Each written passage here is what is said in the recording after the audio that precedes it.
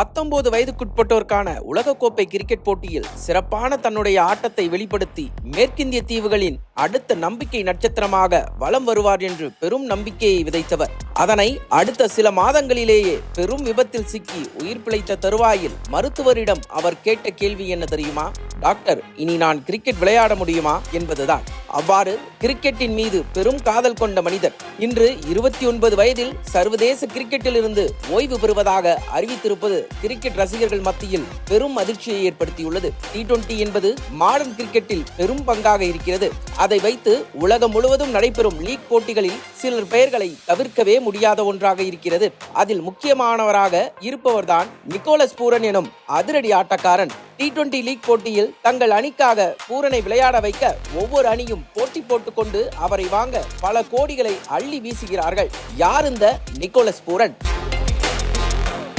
Trinidad and Tobago தீவில் பிறந்த Nicholas Pooran தன்னுடைய 16 வயதிலேயே பலவிதமான கிரிக்கெட் போட்டிகளில் விளையாட தொடங்கிவிட்டார். 19 வயதுக்குட்பட்டோருக்கான மேற்கிந்திய அணியில் விளையாடுவதற்கு முன்பே டிரினிடாட் அணிக்காக ஒருநாள் போட்டிகளில் விளையாட தொடங்கிவிட்டார். அதுபோல 17 வயதிலேயே கரிபியன் பிரீமியர் லீக் போட்டியில் விளையாட ரெட் ஸ்டீல் ஸ்குவாட் எனும் டிரினிடாட் அணியில் சேர்க்கப்பட்டார். விளையாடிய முதல் போட்டியிலேயே கயானா அணியின் பந்து வீச்சாளர்களுக்கு யமனாக மாறினார் பூரன். அந்த போட்டியில் 24 பந்துகளில் 54 ரன்கள் எடுத்திருந்தார். அதில் மொத்தம் 6 சிக்சர்கள் அடித்திருந்தார். நிக்கோலஸ் பூரனை அதிரடி ஆட்டக்காரர் என்று சொன்னாலும் அவருடைய ஷாட்டுகள் பார்க்க அவ்வாறு இருக்காது.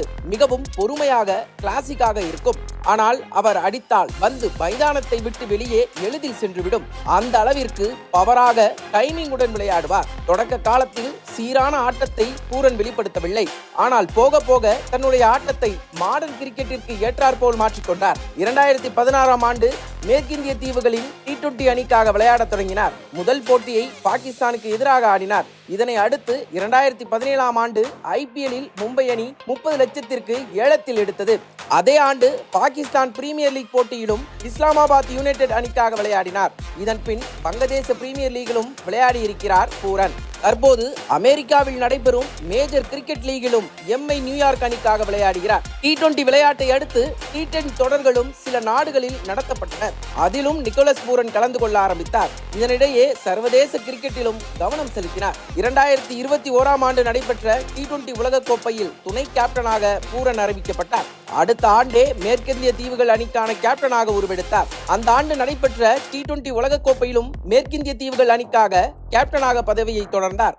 ஆனால் அந்த தொடரில் 3 போட்டிகளில் 2 தோல்வியை தழுவி அடுத்த சூப்பர் 12 சுற்றுக்கு தகுதி பெற முடிய வைக்காததால் கேப்டன் பதவியில் இருந்து விலகினார். அந்த நேரம் என்பது மேற்கிந்திய தீவுகள் கிரிக்கெட் வாரியத்திற்கும் அதில் விளையாடும் சீனியர் வீரர்களுக்கும் இடையே பெரும் குழப்பங்கள் ஏற்பட்டிருந்தன.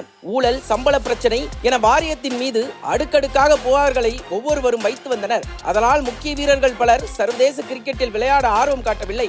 இதனால் பல சர்வதேச தொடர்களில் மேற்கிந்திய அணிகள் கலந்து கொள்ள முடியாமலேயே போனது. ஆனால் சர்வதேச போட்டிகளில் விளையாடுவதை தவிர்த்தார்களா அல்லது அந்த அரசியல் சிக்கிக் கொண்டதால் விளக்கப்பட்டார்களா என்பது அந்த வாரியத்திற்கும் அந்த வீரர்களுக்கும் மட்டுமே புலப்படும் விஷயமாக இருந்தது. வாரியத்தின் மீது அந்த வீரர்கள் குறை சொல்ல வாரியம் வீரர்களை பார்த்து பேராசை பிடித்தவர்கள், நாட்டை விட்டு பணத்திற்காக விலை போகிறவர்கள் என்று கூற இப்படி ஒவ்வொருவரும் மாறி மாறி மோதிக்கொண்டனர். அப்படி இருக்கையில் பூரனின் உலகளவிலான T20 மார்க்கெட் என்பது பெரிய அளவிலே இருந்தது. 2022ஆம் ஆண்டு 10 கோடியே 75 லட்சம் ரூபாய்க்கு ஹைதராபாத் அணி பூரனை ஏலத்தில் எடுத்தது.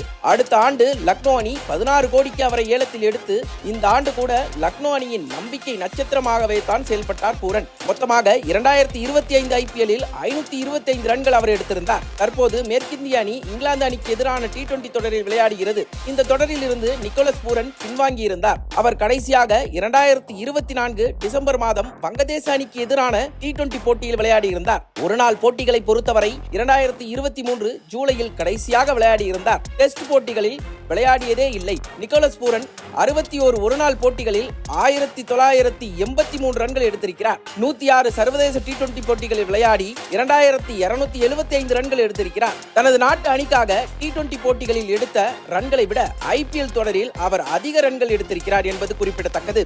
IPL தொடரில் அவர் 90 போட்டிகளில் விளையாடி 2293 ரன்கள் எடுத்திருக்கிறார். இப்படி இருக்கையில் திடீரென யாரும் எதிர்பாராத வகையில் ஒரு அறிக்கை ஒன்றை வெளியிட்டு எல்லோருடைய மனதையும் கலங்கெடுத்திருக்கிறார் பூரன். அது அவருடைய ஓய்வு அறிக்கை தான். 29 வயதே கொண்ட பூரன் கூறுகையில், நீண்ட யோசனைக்கு பிறகு நான் சர்வதேச கிரிக்கெட்டிலிருந்து ஓய்வு பெறலாம் என்று முடிவெடுத்திருக்கிறேன். நாம் மிகவும் விரும்பிய இந்த விளையாட்டு நமக்கு தொடர்ந்து மகிழ்ச்சி, நோக்கம் மற்றும் மறக்க முடியாத நினைவுகளை அளித்து வருகிறது. வெஸ்ட் இண்டீஸ் மக்கள் சார்பாக விளையாட வாய்ப்பு கிடைத்தது. மிகவும் மகிழ்ச்சி.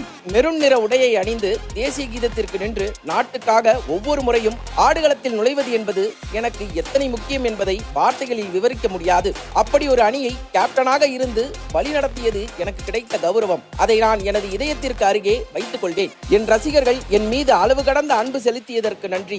எனது கடினமான சூழ்நிலைகளில் நீங்கள் என்னை ஏற்றுக்கொண்டீர்கள். எனது நல்ல தருணங்களில் அதை கொண்டாடி இருக்கிறீர்கள். எனது குடும்பத்தினர், நண்பர்கள் மற்றும் சக அணி வீரர்களுக்கு என்னுடன் இந்த பயணத்தில் நீங்கள் ஒன்றாக வந்ததற்கு மிகவும் நன்றி.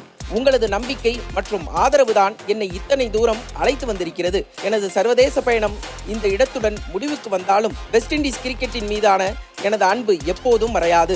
இந்த அணியும் இந்த பகுதியும் வெற்றியை தவிர வேறு எதையும் பார்க்காமல் தொடர்ந்து பலத்துடன் பயணிக்க வேண்டும் என்று கூறியிருக்கிறார். பூரனின் இந்த முடிவு மேற்கிந்திய தீவுகள் வாரியத்தின் போக்கை மாற்றுமா? மீண்டும் வீரர்களின் கலந்துரையாடி அவருடைய பிரச்சனைகளை சரி செய்ய பார்க்குமா? அதற்கு பூரனின் ஓய்வு ஒரு காரணமாக அமையுமா என்பதை இனி வரும் காலம்தான் பதில் சொல்ல வேண்டும்.